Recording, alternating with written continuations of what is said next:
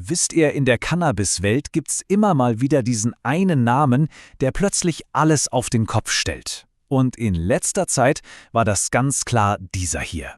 Permanent Marker. Eine Sorte, die die Szene wirklich im Sturm erobert hat. Und nein, das ist echt keine Übertreibung. Im Jahr 2023 wurde Permanent Marker ganz offiziell von Leafly zur Sorte des Jahres gekürt. Damit war ihr Platz im Cannabis-Olymp quasi über Nacht gesichert.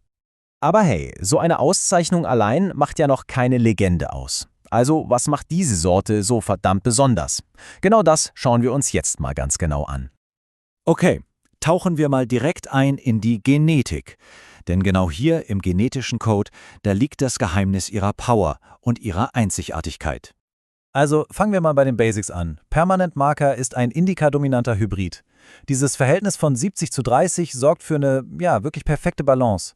Eine tief entspannende körperliche Wirkung, die aber gleichzeitig von einer richtig anregenden, klaren Wirkung im Kopf begleitet wird.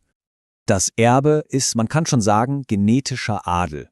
Stellt euch das mal vor. Permanent Marker ist die Kreuzung von zwei absoluten Schwergewichten. Auf der einen Seite haben wir eine Mischung aus Biscotti und Sherbex und auf der anderen die mega berühmte Jealousy F2. Aber wisst ihr, allein das erklärt den ganzen Hype noch nicht.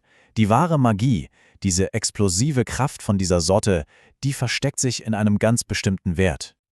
Und hier haben wir es, bis zu 35% THC-Gehalt. Das muss man sich mal reinziehen. Das ist die absolute Oberliga. Und einer der Hauptgründe für diese brachiale Potenz und ihren legendären Ruf. Das ist echt kein Alltagsstrain. Aber reine Genetik ist natürlich nur die halbe Miete. Kommen wir mal zu den Leuten dahinter, den Architekten dieses Erfolgs. Wer hat diese Legende eigentlich erschaffen? Und schaut euch mal diese Timeline an. Die zeigt einfach, wie wahnsinnig schnell das alles ging. Von der allerersten Kreuzung bis zur Auszeichnung als Sorte des Jahres sind kaum 3 Jahre vergangen. Ein absolut kometenhafter Aufstieg.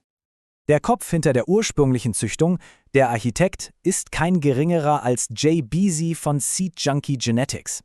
Der Name sollte euch was sagen, eine absolute Ikone in der Züchterszene, der uns auch schon Hits wie Wedding Cake oder Kushminz gebracht hat.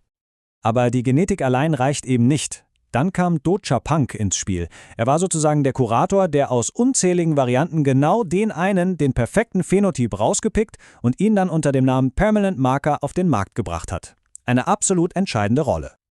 So, und das bringt uns natürlich zur entscheidenden Frage: Wo kriegt man diese außergewöhnliche Genetik jetzt eigentlich her, wenn man sie selbst erleben will? Also, hier sind die Top-Adressen Seed Junkie Genetics natürlich, für die originale, reinste Form. Dann die Supreme Seed Bank. Die sind offizieller Partner und bieten auch feminisierte Samen an. Und ganz wichtig, Doja Exclusive für handverlesene, oft limitierte Drops. Eins muss aber auch klar sein: Solche Spitzengenetik, die hat natürlich ihren Preis.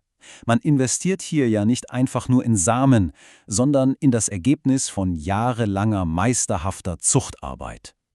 Aber hey, es gibt eine Möglichkeit. Für alle unter euch, die bei Premium-Genetik trotzdem ein bisschen sparen wollen, ist potspot.info/Gutscheincodes eine super Anlaufstelle. Schaut da unbedingt mal vorbei, dort findet ihr immer aktuelle Rabatte für viele Top-Anbieter.